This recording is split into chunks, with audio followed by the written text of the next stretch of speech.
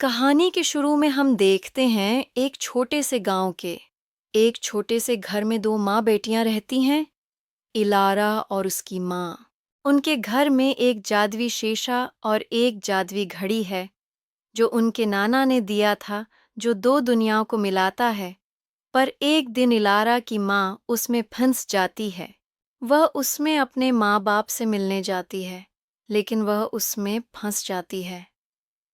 वह बहुत चिल्लाती है, जोर से पुकारती है, बहुत कोशिश करती है, लेकिन वह उसमें बुरी तरह फंस गई थी। ये देखकर इलारा बहुत परेशान होती है, पर वो जानती है कि अपनी माँ को बचाने का हल उसे सिर्फ उसकी माँ की डायरी से ही मिलेगा। तो वो अपनी माँ के कमरे की तरफ दौड़ती है और वहाँ पहुँचकर उसकी डायरी पढ़ना शुरू करती है। इसमें लिखा होता है कि अगर शीशा काम करना बंद कर दे तो उसकी वजह जादुई घड़ी है और घड़ी को जादुई घड़ियां बनाने वाले के पास ले जाना पड़ेगा और उसे ढूंढने के लिए गांव की लाइब्रेरी जाना पड़ेगा।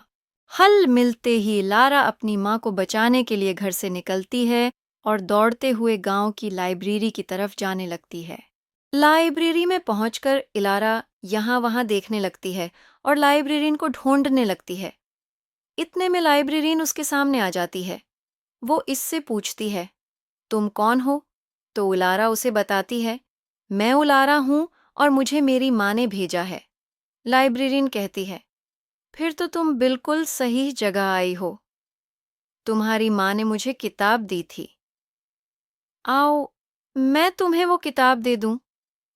फिर लाइब्रेरियन इलारा को किताब देती है। फिर इलारा उस किताब को लेती है। वो दिल ही दिल में बहुत खुश होती है कि उसने अपनी माँ को बचाने का रास्ता ढूंढ लिया है।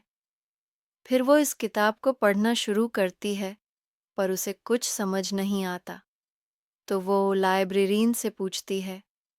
लाइब्रेरियन उसे बताती है, तुम उस किताब को गौर से पढ़ो। फिर जब वो उस किताब के लफ्ज़ों को पढ़ना शुरू करती है, तो एक पीले रंग की रोशनी आकर उसे घेर लेती है और देखते ही देखते अलारा उस पीले रंग की रोशनी में गायब हो जाती है और फिर वो पीली रोशनी लारा को उसकी मंजिल तक पहुंचा देती है, यानी घड़ी बनाने वाले की दुकान तक। वहां पहुंचकर इलारा घड़ी बनाने वाले से मिलती है। वो घड़ी बनाने वाले को देखकर खुशी से कहती है, आखिर मैंने आपको ढूंढ लिया। पर वो पूछता है, हुआ क्या? तो वो उससे घड़ी देते हुए बताती है कि किस तरह उसकी माँ शीशे में फंस गई है। फिर वो कहता है, हाँ, मैंने उस घड़ी को पहले भी देखा है और मैं उस बंद घड़ी को बनाने की पूरी कोशिश करूँगा। पर यह जादुई घड़ी है, उसे ठीक करना थोड़ा मुश्किल है, पर नामुमकिन नहीं है। मैं अपनी तरफ से पूरी कोशिश करूँगा।